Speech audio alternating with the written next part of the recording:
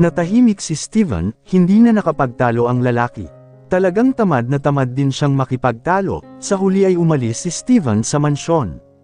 "Steven, don't go, kailangan mong tapusin lahat ng to."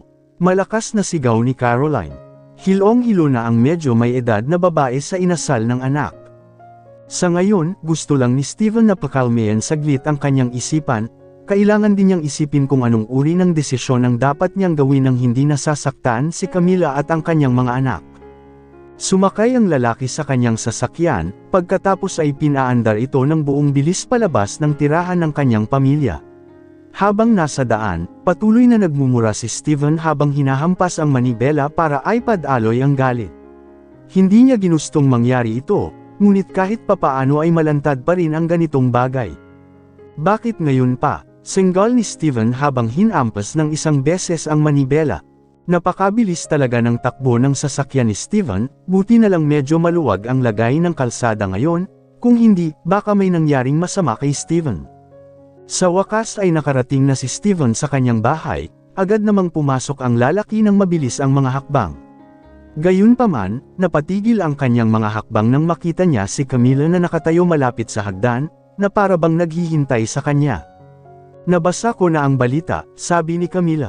Alam na ngayon ng babae kung bakit pumunta si Steven sa bahay ng kanyang mga magulang. Alam naman ni Camila na ngayon ay napakagulo ng kanyang asawa. "Don't worry, ako na ang bahala dito. You don't have to worry about the quintuplets, I'll keep them." Sabi ni Steven na may malungkot na tingin sa mga mata. Sa totoo lang ay hindi pa rin niya nahanap ang tamang paraan para tapusin ang usaping ito, ngunit ayaw niyang magpabigat ni Camila din. Hindi alam ni Camila kung ano pa ang sasabihin, pero nanatiling nakatitig ang babae sa mukha ni Steven na parang matamlay na matamlay.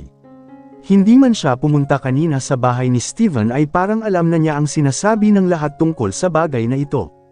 Tiyak na sinisisi ng lahat ang kanyang asawa, ang kanilang mga salita ay dapat na pumutok sa puso ni Steven. "Pupunta ako sa kwarto natin ngayon," sabi ni Steven, saka naglakad na papasok ng kwarto ng ganun-ganun lang. Iniwan si Camila na abala sa sarili niyang mga iniisip.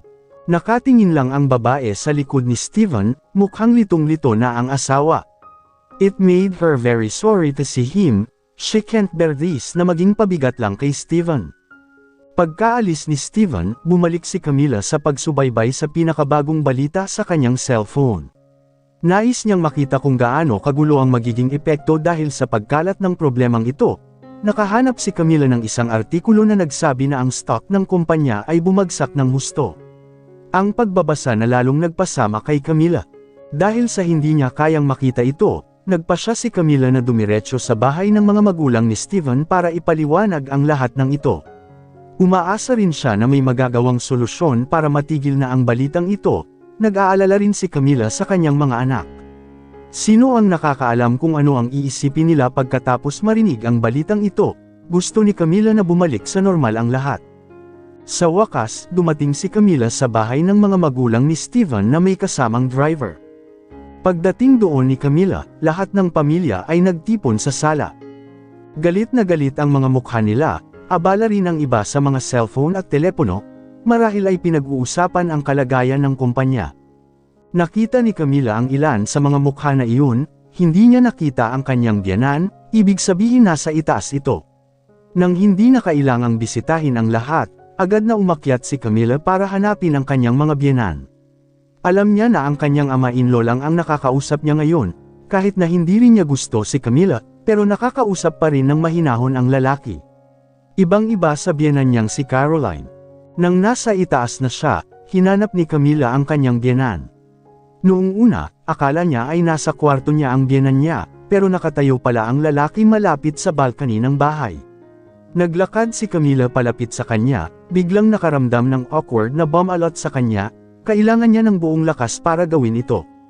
"Mr. Richards," tawag ni Camila nang malapit na siya. Agad namang lumingon ang medyo may edad na, mukhang nagulat siya nang makita kung sino ang dumating. Napaka-unfriendly na ng mga mata ng lalaki, pero nagawa ni Camila na kumapit at nasabi ang gusto niyang sabihin. "Bakit ka pumunta dito?" Malamig na tanong ng lalaki. "Nabasa ko na ang balita, at gusto ko ring sabihin na totoo ang lahat." Ang mga quintuplets ay mga anak namin, ngunit sana ay hindi ka magalit kay Steven para dito, sabi ni Camila na bahagyang nakayuko. Natahimik ang kanyang biyenan, panay ang tingin ng lalaki kay Camila. Hindi niya gusto ang kanyang manugang, at ang bagay na ito ay mas ikinainis niya. Kung ayaw mo talagang magalit ako sa sarili kong anak, may isang bagay na dapat mong gawin. Medyo nag-alala si Camila sa narinig niya, pero kahit ganoon ay kailangan pa rin niyang marinig ang gustong sabihin ng lalaking ito. Ano ito, Mr. Richards? Live Steven, forever. You know that is the only thing that I and all of family members, sagot ng middle-aged na lalaki. Sa sandaling iyon, parang sumikip ang dibdib ni Camila, parang may kung anong matulis na bagay na tumusok sa dibdib niya. Inamin ni Camila na siya ay medyo hindi katanggap-tanggap. Kahit na ang kanyang saloobin ay napakawalang interes kay Steven, ngunit siya pa rin may nararamdaman para sa kanyang asawa. Bakit? Hindi mo kaya? Tanong ng biyenan ni Camila dahil nakita niyang tumahimik ito at napakatagal bago sumagot. Nanatiling tahimik si Camila, hindi pa rin niya alam ang isasagot. Sigurado siyang sinabi rin ito kay Steven kanina kaya naman nataranta itong umuwi. Gusto ko lang na iwan mo si Steven. Dahil hanggat kasama mo ang anak ko, patuloy ang malas. Masakit talaga sa kanya ang sinabi ng kanyang father-in-law, hindi niya ito tinanggap dahil isa daw itong babaeng nagdadala ng malas. Bakit mo nasabi yan kay Camila? Biglang dumating si Franco. Noong una ay gusto lang ng nakababatang kapatid ni Steven na kausapin ang kanyang ama, ngunit nang makita niya ang kinaroroonan ni Camila ay nagnanais siyang maghanap ng atensyon. Hindi nagustuhan ni Camila na nakakita sa pagdating ni Franco, alam niyang laging nakikialam sa buhay niya ang lalaki. Palagi siyang manipulative. Talagang nagkamali sina Camila at Steven, pero tama bang sabihin sa kanila na iwan ang isa't isa? Nagsalita ulit si Franco, nakatayo na ngayon ang lalaki sa tabi ni Camila. Huwag kang makisali sa bagay na ito. Alam mo ba kung ano ang magiging epekto ng balitang ito? Lahat ng mga bahagi ng mga subsidiary company natin ay bumaba ng husto, kasama sila sa paghihiwalay at pagtatalo tungkol sa mga quintuplet magiging normal ang lahat, sabi ng ama ni Franco. Pero, hihiwalayan ko na si Steven. Umalis si Camila sa tirahan ng kanyang biyenan, na pagdesisyonan niyang hiwalayan si Steven. Dahil ayon sa kanya iyon ang pinakamagandang bagay sa ngayon, walang masasaktan. Habang nasa sasakyan pa uwi, nanatiling nag-iisip si Camila. Nakatitig sa salamin ang babae, naisip na nakipaghiwalay na sila ni Steven. Hindi niya akalain na mangyayari ito sa kanyang buhay sambahayan, naisip din ni Camila kung paano ito ipapaliwanag sa kanyang mga anak mamaya. Pagdating sa bahay ay agad na pumasok si Camila sa kwarto dahil alam niyang nandoon pa rin si Steven. Gayunpaman, hindi niya nakita si Steven doon. Isa pang madalas na pinupuntahan ni Steven ay ang garden sa likod ng bahay, agad na sumugod si Camila doon, ayaw niyang mabagal sa pagsasabi ng kanyang desisyon. And sure enough, nasa back garden si Steven, ang lalaki ay nakaupo malapit sa fish pond na nag-iisip. Nandito kayata, sabi ni Camila habang humakbang palapit sa asawa. Umiwas lang ng tingin si Steven, walang sumasagot. Hindi pa rin handang sabihin ng lalaki ang anumang bagay sa kanyang asawa. May sasabihin ako sa iyo. Tungkol ito sa balita, muling nagsalita si Camila, umupo din ang babae sa harap ni Steven. Nakilala ko na ang tatay mo, marami na rin akong narinig na epekto ng balitang ito. I'm sure napilitan ka rin na hiwalayan ako at itinanggi ang lahat tungkol sa mga quintuplet I've decided to separate from ikaw. Natahimik si Steven na nakarinig nito, tumingin siya kay Camila ng tingin na mahirap ay interpret. Samantala, palihim namang nakikinig ang kanilang limang kambal sa kanilang usapan. Narinig na ng lahat ang balitang ito, ngunit ayaw nilang maghiwalay ang kanilang mga magulang. Nagkatitigan ng limang magkapatid, ang lungkot ng mga mata nila, hindi talaga asahan mo ito. So yun ang wish mo? Biglang tanong ni Steven. Matalim ang tingin ng lalaki kay Camila, na para bang hindi pa rin niya inaasahan na nagdesisyon ang babae na makipaghiwalay sa kanya. Iyan ang pinakamabuti para sa ating lahat. Natahimik si Steven. Hindi niya ito inaasahan, lalo pa ang paghihiwalay nila ni Camila. Sige, I'll do a press conference to solve this issue, sabi ni Steven sabay tumayo sa upuan niya at naglakad palayo. Gayunpaman, napatigil ang mga hakbang ng lalaki nang makitang malungkot na nakatingin sa kanya ang mga quintuplet. Sigurado si Steven na kung alam nilang lahat ang bagay na ito, malamang narinig na rin nila ang desisyon ni Camila na makipaghiwalay. Nandito kayo, casual na tanong ni Steven. Tumanggo silang 5. Pagkatapos ay humakbang si Bettina at sinabing, paumanhin sa pakikinig sa usapan ninyo, Daddy. Nalulungkot kaming lahat na marinig ito, ngunit kung ito ay para sa ikabubuti, tatanggapin namin ito. Sumakit ang puso ni Steven nang marinig yun mula sa maliliit na labi ng kanyang anak. Samantalang si Camila na nandoon pa ay walang lakas ng loob na magsalita, kasing hina niya si Steven. Hindi umimik si Steven, lumapit lang ang lalaki kay Bettina, sa kamarahang hinaplos ang pisngi ng dalaga. Pagkatapos ay isa-isang tinitigan ang mukha ng iba pa niyang mga anak, ayaw talaga ni Steven na mawala silang lahat. Pagkatapos noon ay agad na lumayo si Steven nang walang sabi-sabi. Nataranta ang lahat ng naroon, lalo na si Camila, kung posible bang itanggi talaga ni Steven ang pagkakaroon ng quintuplets. Pagkaalis ni Steven, agad na yamakap ang 5 kambal sa mga bisig ni Camila. Niyakap silang lahat sa kanila mahigpit na ina, hindi nila kayang makitang malungkot si Camila. Paumanhin at naging ganito ang sitwasyon, sinusubukan ni Camila na maging matatag, ngunit hindi niya magawa sa ngayon. Naluluha ang mga mata niya. Ayaw niyang ipakita ang kanyang kalungkutan sa harap ng kanyang mga anak, dahil siya mismo ang gumawa ng desisyong ito. Samantala, ipinaalam naman ni Steven sa kanyang assistant na maghanda kaagad ng press conference room dahil gusto niyang linawin. Agad din itong nakarating sa tenga ng kanyang mga magulang, natutuwa sila dahil sa wakas ay pabulaan na ni Steven ang problemang ito, sa ganoong paraan ay babalik sa normal ang lahat. Hindi rin nagtagal ay nagkukumpulan na ang mga reporter, dahil lahat sila ay tapat na naghihintay sa harap ng kumpanya. Nang sabihin sa kanila na magsasagawa ng press conference si Steven, agad silang naging masigasig at napuno ang lahat ng mga upuan na nakalaan sa silid na gagamitin bilang isang press conference. Agad na umatake kay Steven ang flash ng ilaw ng kamera pagkapasok pa lang niya sa kwarto, ayaw palampasin ng mga reporter kahit isang segundo. Diretso ang tingin ni Steven, ang desisyon niya sa pagkakataong ito ay magiging mapagpasyahan sa hinaharap.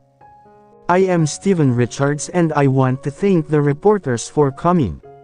I know that you have waited long enough, now I am here to clarify the news that has been circulated. Sinimula ni Steven ang kanyang pangungusap, sinubukan niyang manatiling kalmado. Bago ipagpatuloy ang kanyang pangungusap, huminga ng malalim si Steven para medyo kumalma. Totoo ang balita tungkol sa quintuplets. Anak ko nga ang 5 kambal, at gusto ko ring kumpirmahin na si Camila ang legal kong asawa. Biglang nabigla ang pahayag ng lahat na nandoon, isang kislap ng liwanag at tunog ng kamera ang dumating na napaka-brutal. Ang pahayag na ito ay ganap na salungat sa nais ng lahat ng pamilyang Richards, pagkatapos nito ay lalo silang magagalit sa kanya. Sana ang paliwanag na ito ay matanggap ng lahat. This is my life, and this is a matter for my family, so sana wala ng debate after this. Sa akin lang yan, salamat. Isinara ni Steven ang press conference sa pamamagitan ng bahagyang pagyuko ng kanyang ulo. Pagkatapos noon ay lumabas na si Steven sa press conference room. Ang pahayag na iyon ay talagang ikinagulat ng mga reporter na nandoon, talagang marami pa silang katanungan, ngunit ang press conference ay walang sesyon ng pagtatanong. Kaya, nag-conclude na lang sila ng matino sa katotohanan na ang mga quintuplets ay mga anak nina Steven at Camila. Samantala sa bahay, nakita ni Camila at ng kanyang 5 kambal ang isang press conference na ginanap ni Steven. Nag-aalala silang lahat, ngunit ang pahayag ni Steven ay dumating bilang isang kompletong pagkabigla. Sa halip na tanggihan ang lahat ng balita at ipahayag ang hiwalayan nila ni Camila, inamin talaga ni Steven ang lahat. Naantig ang lahat, proud na proud ang mga quintuplets sa kanilang ama sa pagpasok sa kanila. Talagang kinilala kaming lahat ni Daddy, sabi ni Riley. Oo, hindi ko inaasahan na gagawin ito ni Daddy. Mommy, look, Daddy is on our side. Hindi kayo maghihiwalay, and Daddy acknowledges us all also. Sabi ni Chloe habang nakayakap kay Camila.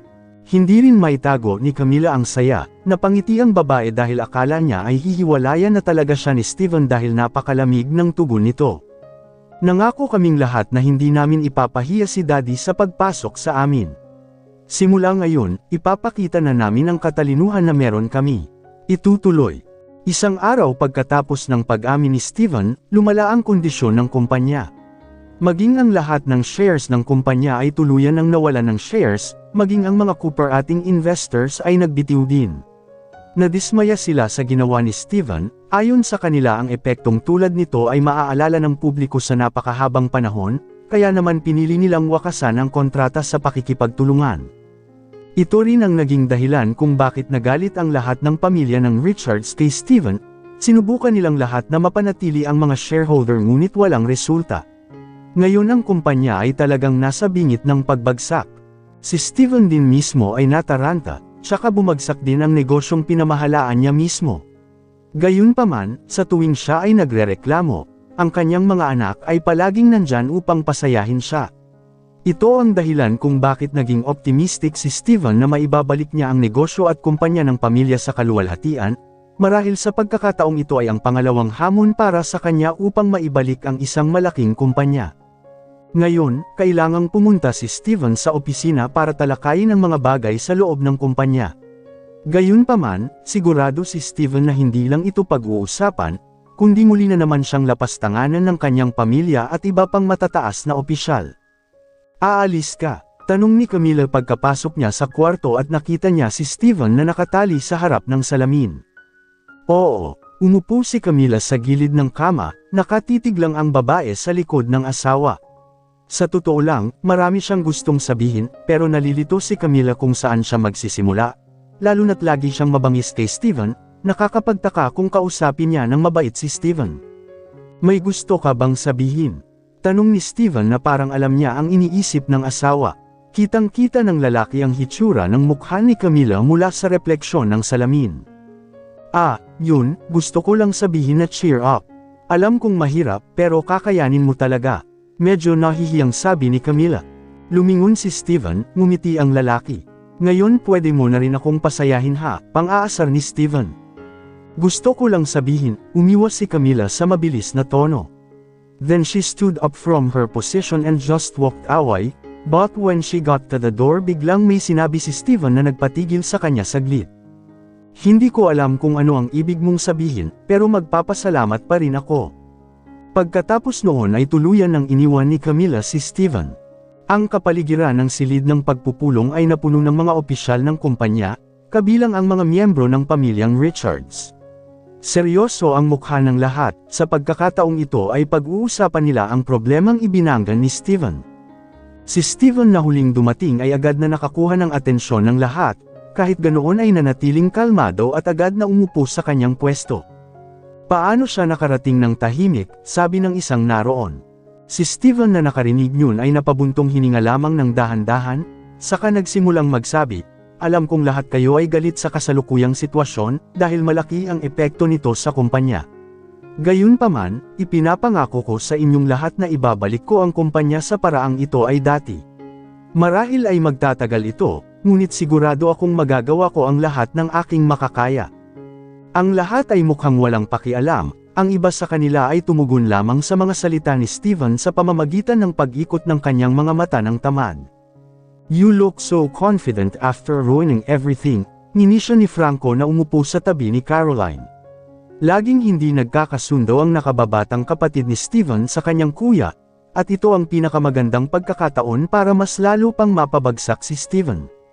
Si Steven na narinig yun ay napasulyap lamang saglit kay Franco, saka inayos ang pagkakaupo niya ng mas patayo. "Yeah, I'm more confident.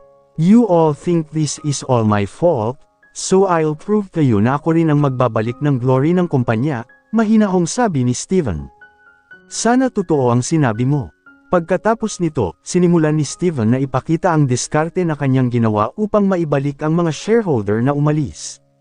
Kahit galit ang lahat kay Steven ay nakinig pa rin silang lahat ng mabuti sa presentation ni Steven dahil baka maisakatuparan at magdulot ng pagbabago ang estratehiya na ginawa ng lalaki. Sa kabilang banda, si Franco na nandoon ay napangiti lamang sa kapatid.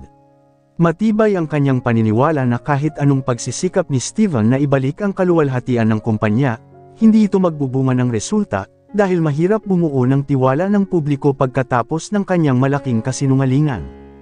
Sana maging successful ang efforts ko this time. Magtatrabaho ako araw at gabi para maibalik lahat, naisip ni Steven.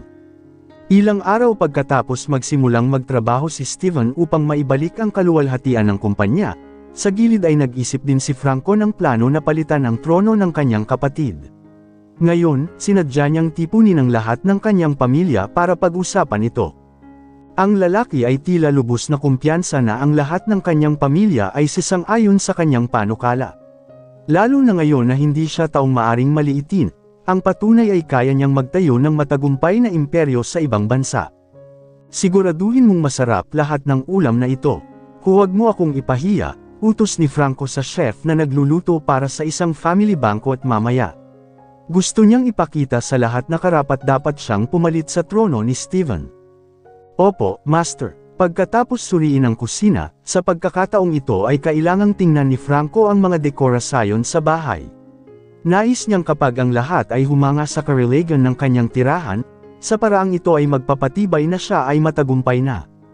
Hoy, huwag mong ilagay ang bulaklak dyan, paalala ni Franco nang may maglagay ng rosa sa gitna ng hapagkainan. No roses, I don't like them. Buti pa maglagay ka ng lily, mas magiging maganda, patuloy niya. Yes, sir. Anong kulay lily ang ilalagay ko dito? Tanong ng kasambahay para makasigurado. Hindi agad nakasagot si Franco, tila nag-isip sandali ang lalaki. Sa tingin ko ay magiging maganda ang purple. Oo, purple lang, sa wakas ay sagot niya. Opo, Master. Talagang pinapansin ni Franco ang kahit katiting na detalye, ayaw niyang magpakita ng anumang kapintasan dahil may kinalaman ito sa kanyang reputasyon. Matapos masigurong maayos na ang lahat ay bumalik na si Franco sa kanyang silid. Kailangan din niyang ihanda ang sarili na makipag-usap sa lahat, gusto niyang sanayin ang sarili saglit para mamaya maging natural na siya at agad na maniwala ang lahat. Franco, I'm sure you will be able to take the throne of Steven, monologo ni Franco habang tinitignan ang sarili mula sa refleksyon ng salamin. Masyadong mayabang ang mukha ng lalaki, na para bang ngayon ay nagtagumpay na siyang kunin ang trono ni Steven. Grabe naman si Franco confident dahil naniniwala siyang susuportahan din siya ng kanyang mga magulang lalo na ang kanyang ina. Kahit na mahal niya si Steven, ang kasalukuyang sitwasyon ay nagiging posible para sa kanya na maging kampi nito. Manood ka na lang Steven. Lahat ng ipinagmamalaki mo ay mahuhulog sa kamay ko. Pagkuha ng kanyang trono. Sumapit na ang gabi, maayos na nakasuot ng formal na suit si Franco at naghihintay sa pagdating ng kanyang pamilya. Muli niyang sinuli ang kahandaan ng lahat, na alam niyang may kulang sa handaan ngayong gabi. Dumating na si Mr. Richards, ulat ng isa sa mga gwardya. Agad namang tumayo si Franco na nakaupo sa sofa at lumabas para salubungin ang kanyang mga magulang. Masaya ang bata dahil unang dumating ang kanyang mga magulang ngayong gabi, ito ay isang bagay na ipinagmamalaki ni Franco dahil ito rin ang unang beses na pumunta sa kanyang lugar ang kanyang mga magulang. Welcome, Mother, bati ni Franco nang naunang bumaba ng sasakyan si Mrs. Caroline. You live in a very magnificent place. You bought it with your own sweat, ani Caroline habang hinihimas-himas ang braso ng anak. Yes, this may be one of my luck. Hindi ko alam kung anong magandang nagawa ko noong nakaraan, hanggang sa binigyan ako ng Diyos ng magandang buhay ngayon. Si Mr. Richards, nakalalabas lang ng sasakyan, ay may tugon din na hindi gaanong naiiba sa kanyang asawa. Hindi rin niya inaasahan na magiging matagumpay ang kanyang pangalawang anak. Come in, ma, pa, magiliw na sabi ni Franco. Pagkatapos noon ay agad na pumasok ang mag-asawa kasunod ang mga hakbang ng kanilang anak. Sa wakas, isa-isa ring nagsimulang dumating ang iba pang pamilya.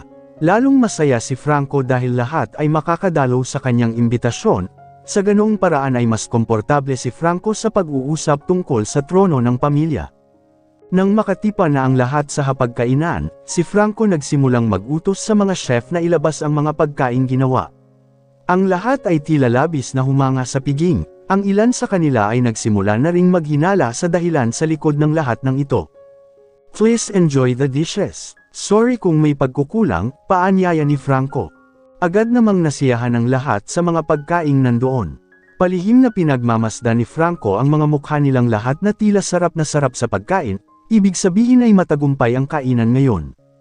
Nang matapos ang hapunan, niyaya ni Franco ang lahat na magpahinga sa tabi ng pool habang ninamnam ang hangin sa gabi at nagre-relax na may kasamang tasa ng kape. Doon na gustong sabihin ni Franco ang kanyang layunin na tawagan ang lahat sa kanyang bahay. Ako ay lubos na nagpapasalamat sa lahat para sa paglalaan ng oras upang dumalo sa imbitasyon. Casual na sinimula ni Franco ang kanyang pangungusap, mukha rin siyang kalmado at planado. Siguro nagtataka ang iba sa inyo kung bakit bigla akong nagdaos ng piging na ito. Maliit na party ito dahil umuusbong ang isa sa mga negosyo ko, patuloy ni Franco na may malawak na ngiti. Negosyo? Oo, isa sa mga negosyong ginagawa ko sa ibang bansa. I didn't expect you to be this great. By the way, congratulations sa successful business mo. Salamat po, Tito. Tila tuwang-tuwa ang lahat sa narinig na balita, lalo na si Caroline na ipinagmamalaki ng kanyang anak sa mahusay na pagtayo ng kanyang negosyo kaya naging matagumpay ito gaya ngayon. Humigop saglit si Franco sa kanyang kape, pagkatapos ay sinimula na naman niya ang kanyang plano. Speaking of business matters, how is Kuya Steven progressing in bringing the company back? Totoo ang sinabi ng nanay mo, hindi natin magagawa iyon. Ito rin ang parusa ni Steven para maibalik ang kaluwalhatian ng kumpanya na siya mismo ang nasira, sabi ng isa. Pero hanggang kailan mo siya titigilan? Hanggang kailan ba talaga niya isara ang kumpanya? Tanong ni Franco, not that I want the throne, but I don't want to see the company you started from the bottom wasak. Gusto kong patunayan sa inyong lahat na kaya ko rin, ang patunay na ngayon ay nasa akin na ang aking sariling imperyo sa ibang bansa na napakatagumpay. Tahimik pa rin ang lahat sila ay naguguluhan kung ano ang kanilang gagawin. Pero, nakikita rin nila kung ano ngayon si Franco, maaaring totoo ang sinabi ng lalaki. Kaya niyang ibalik ang kumpanya gaya ng dati. Isa pa, wala man lang nabunga ang paraan ng pagtatrabaho ni Steven, lahat sila ay natatakot na talagang malugi ang kumpanya. Pasensya na, siguro parang pilit ang hiling ko. Pero sinasabi ko ito para sa ikabubuti ng kumpanya, ani Franco nang makitang hindi pa tumutugon ang lahat. Pilit niyang pinaglalaroan ang mga salita para maniwala ang lahat sa kanya. Kung hindi ka pumayag sa proposal ko, ayos lang. Pero sana ma-consider mo pa ulit. Sinabi mo ito ng biglaan, ngunit sigurado akong matagal mo nang pinag-isipan bago mo ito sinabi, di ba? Boses ni Caroline. Bahagyang interesado ang babae sa proposal ng kanyang bunsong anak. Of course, because this concerns the good name of the Richards family, confident na sagot ni Franco. If you guys permit, I would like to make an offer. Kung maaayos ni Steven ang bagay na ito sa loob ng isang buwan mula ngayon, then keep him as the holder of the throne. But, if he fails, let me settle this matter. Paano na? Nagkatinginan ng lahat, saka nag-usap sandali bago tuluyang nagpasya. Oo, sumasang-ayon kami sa iyong mungkahi. Agad namang nagkatinginan ang lahat, halatang walang nagustuhan kapag binanggit ang pangalan ni Steven. What's wrong? Wala pa rin bang pagbabago? Hindi ba't ilang linggo na ang nakalipas mula nang ipagmalaki niyang ibalik niya ang kumpanya? Akala ko kailangan niya lang ng 2 araw para ayusin ito, pero mali yata ako. Parang exaggerated ang tono ni Franco, sinadya niyang sabihin iyon dahil sisang-ayon ang lahat sa kanya. Masyado siyang mayabang, ang patunay ay hanggang ngayon ay wala pa ring pagbabago sa kumpanya. Kahit na ang iba sa mga natitirang shareholder ay binawi na rin ang lahat ng kanilang mga share. Dahil dito, lumala ang kalagayan ng kumpanya. Hindi ko know what Steven did to make things even more magulo this time. Caroline also responded, hindi pa rin matanggap ng middle-aged na babae ang lahat ng ito. Nang makita ang tugon ng kanyang ina, mas natuwa si Franco dahil ito na ang tamang oras para sabihin ang gusto niya. Paano kung hindi talaga siya magaling mag-ayos? Baka mapalitan mo siya ng iba, mahinang huni ni Franco. Anong ibig mong sabihin sa ibang tao? Tanong ni Mr. Richards. Isang taong mas competent kaysa sa kanya. I mean, why not replace the throne with someone, or maybe you can trust this matter to me? Agad namang natahimik ang lahat sa narinig. Ang iba ay nagkatitigan na parang hindi makapaniwala sa sinabi ni Franco. Imposible yan, sabi ni Caroline. Bakit po, nanay? Tanong agad ni Franco, hindi niya matanggap na naniniwala pa rin ang lahat kay Steven kahit na walang pagbabago ang kanyang kapatid. Dahil isa talaga siyang taong karapat dapat humawak ng trono, walang paraan na bigla siyang papalitan.